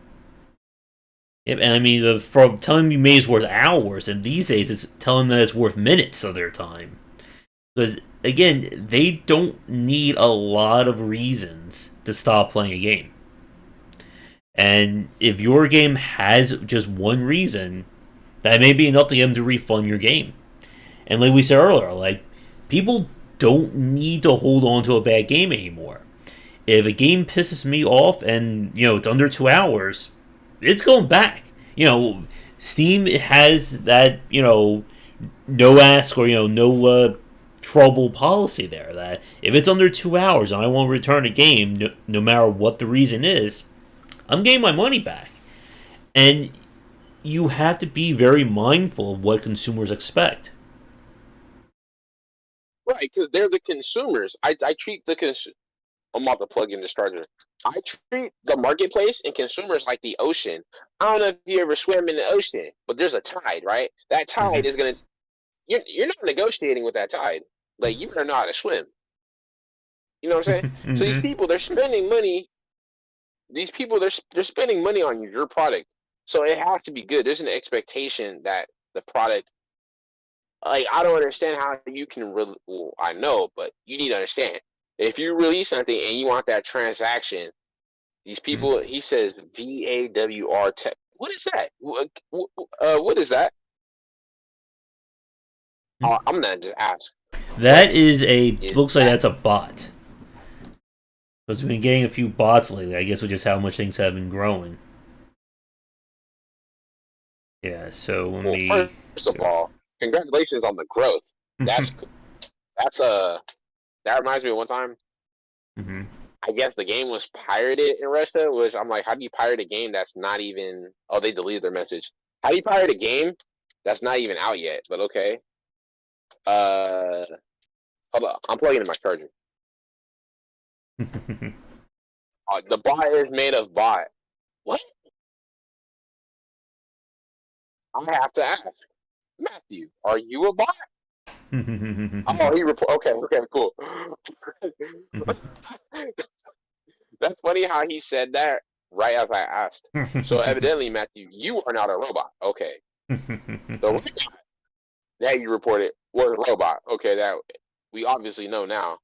So Matthew is not a robot. But just keep in mind when you're developing your game, this is a commercial product. People are gonna be spending money. Would you spend money on it? You have to ask yourself that. Would Yep. you buy the game? It's a game that you want to play. Matthew Crick. Oh yes, yes, I figured that out. He is not a robot. I apologize for the accusation. But what kind of world are we in now where it's like, are you a robot? Just a reference to a meme. Okay, to a meme. Okay. Are there more questions? Because these are good questions, guys. if Oh, but you said you can be competing with. Okay, good. I was gonna say, if not, I think we can wrap things up because we're about to hit 2 hours. That works for me. All right. While we wait for any more last minute questions, so in terms of, I guess, some of the more, I guess, some just quick logistics questions for you. So you are planning on, and just to summarize for people who came in late, that Bullock, you are planning for 2022 release. You're looking at a Steam and Itch, and anywhere else. I'm considering Epic. I have to do more research on Epic, Mm-hmm. but I know for surely itch.io. You'll be able to once the trailer drops, you'll be able to pre-order on itch.io, and you'll wishlist on Steam. Mm-hmm. And then after the development, after we release the game, and we get the response that we're looking for, then I will reach out to Sony, Microsoft, and Nintendo for development kits. Oh, what is this game about? Do I, do I answer? Yeah, sure, go for it. Okay. Buluk Mayan Warfare is an Aztec Mayan themed video game where you use sword and magic against rival tribes and you're going to repel a foreign invasion. Let's see. Let me pull up this description real quick. Let me pull up our press kit where I'll pull up the unique selling points. Well, that's the other thing. Just over the years, reiterating or improving the message of the game. Like, what is the game about? Getting better at explaining it in a way where it's actually appealing to people. So you can become. What did you say? He said, "Yeah, man, sounds cool. Tell us about it." Oh, thank you, man. Good to see the game is still progressing. I'm afraid from was it 2018? Your name looks familiar. Yeah, and you've been following the game for a while, so you've seen from the start. It's completely different. Yeah, I'm But pretty sure he was there when we did the when you had the actual videos that you were when we were streaming the videos or the footage from your computer and you were showing it off. yes, when we made the 3D switch, that we switched to 3D. So in the game, you become the Nakam, an elite mind warrior who wields magic and weapons. You unite your tribe with 4 unique weapon styles because there are 4 different weapons you can use. You use the knife, the Makwaidel, that's their sword, that is the wooden sword with the obsidian. Use a great sword, big sword, and use a spear. You can also, there are 4 tiers. So your weapons, because you're gathering resources as you're in the levels, you're in the cities. You have your flint, obsidian, your enchanted jade, and steel. Because when the conquistadors arrive, they start dropping steel they can use for the weapons. You can unleash devastating magic upon your enemies, research spells, and craft weapons and armor using the resources gained from conquered cities. And you rise to the ranks of the Mayan military with a customizable warrior because there's different armor sets you can unlock, which you probably notice in the screenshots. Let's see. Been a while, miss. I'm not a catfish. Yes, what happened to him? I don't know who that is. Yeah, I think that was one of my regulars for a time. I think they were Patreon and they stopped. I think they're dealing with having their first baby. So we're on. I think that's the same person. Congratulations. But yeah, that's all I got for the description. Started uploading some new screenshots recently on Twitter and Facebook and IndieDB. We'll have some. Hopefully, the trailer will drop Monday, and there will be clips. There's good passion behind this project. Yes, thank you. Yes, you followed the progress of the game. You see what the game look like from day 1 to now. Yes, progress, the iterations, the feedback. Can't even show you guys the actual combat in the game. What was that? No, I was just saying I can't wait to show the world the actual combat in the game, like actual footage. And you are going to be relaunching your website too, right? For it. Yes, the website is down right now. The website was up last year. I did a test run on something. You're gonna see what we've been working on. Just in regards to the marketing, you will see what we've been working on. But yeah, the website's being rebuilt right now. Where is Shark? He was on earlier and then he disappeared. Oh, yeah, I'm like, where did Shark go? And if you need help with the store page, we are looking for submissions for our store page review show in terms of grading and providing advice. Definitely. I have noticed that. Like, I wanted to check out. I've seen you post about that, and I said to myself, I need to watch these videos because I think there's some good information. But yeah, I will definitely do that. Yes, Josh, I thank you. I will take you up on the offer, and I will be reaching out to you once we get this up. I believe it's gonna happen because right now our trailer's being worked on right now, and our website's being worked on right now, and they're projected to be done tomorrow. So I'm thinking we're gonna reveal everything on Monday. That's what I'm thinking. So you will be hearing from me very soon. And then I'll send you a demo, the beta. Yeah, I would do that. Yeah, because it's been a while. Yes. Yeah. And like I review games Wednesday night, so I look at all the indie games then. So if you don't mind me potentially breaking the game on stream like I did the other developers one, Feel free to send it over. Please do that. Yes. Beta. Like I said, kill me in the beta. Please don't kill me in the launch. Kill me in the beta though. So There. definitely Wednesday. So I will hopefully get it to you before Wednesday. That would be awesome. That would be really awesome. Yeah, it's close, nearby. All right, but I think with that, my final question for you, Traevon, is: do you have anything you want to end the cast on? Anything you want to say to the fans? Anything excited about Bullock? The floor is yours. We got stuff you guys haven't even seen yet. That's all I gotta say. All right. If we got Star Wars fans out there, think like no, see, no, you're gonna find out. We got stuff you guys haven't seen. Because if you were paying attention earlier in the cast, been very quiet for the last 3 years for a reason. Been very quiet. I can't wait to show the world. All right. Definitely, we'll send out the demo. Yes. All right. Well, Traevon, as always, it has been a pleasure hanging out with you, and we've been kind of passively tracking your progress over the last 5 years. So it's great to see and hear that you're finally reaching like the light at the end of the tunnel, or you're reaching the tunnel and you're going to be getting to the light soon. It's gonna be so light. Yes. It's gonna be so light. Yes. I can't wait. I'm looking forward to it. Good luck with your development. Thanks for the talk. Yes, and thank you for the questions. Yep, and thank you for everybody tuning in live, or if you're watching this recorded as well. But yeah, Traemon, again, don't be a stranger, and when you have more things to announce, get in touch. And yeah, Definitely. when it is time for 1.0, I'm sure we'll have more than enough to talk about for another cast.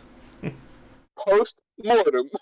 All right, Josh. It was good talking to you, Josh. Like always. All right, so Talk to you soon. all right, if you want to hang on the chat for 1 second after we wrap things up, or yeah. So with that said, we're going to wrap things up for our cast this week. So thank you to everybody watching. I'll include links to everything Buluk Mayan Warfare related in the show notes in the recorded version. If you are a developer working on a game would like to come on and talk about, we are always looking for guests. You'll find links to our Discord as well as my books on design linked down below. And as always, come back for daily discussions on game design here and on game wisdom, where they are on science of games. Until next time, everybody, take care.